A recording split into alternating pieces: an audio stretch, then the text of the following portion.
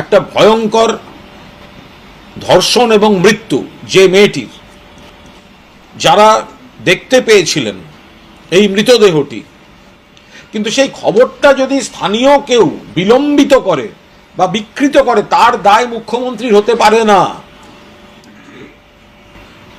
এই সন্দীপ ঘোষের সকালবেলা পদত্যাগ বা অপসারণ এবং বিকেল বেলায় তাকে ন্যাশনালের অধ্যক্ষ দেয়া, আমি সেদিনই বলেছিলাম এই পদক্ষেপটায় মানুষ আমাদের ভুল বুঝেছেন।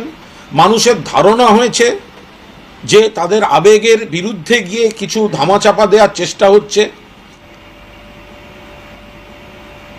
আমরা হাত জোড় করে, মুখ্যমন্ত্রী তো হাত জোড় করে অনুরোধ করেছেন, কাজে ফেলুন। গরিব মানুষ হাসপাতাল ছাড়া যাবেটা কোথায়? সরকারি হাসপাতাল ছাড়া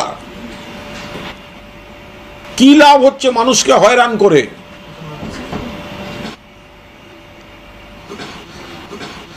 সাধারণ মানুষের আবেগ নিশ্চিতভাবে সেখানে থাকবে, সাধারণ মানুষের বিবেক নিশ্চয়ই কথা বলবে, কিন্তু বাম রামের চক্রান্ত আমরা মানব না।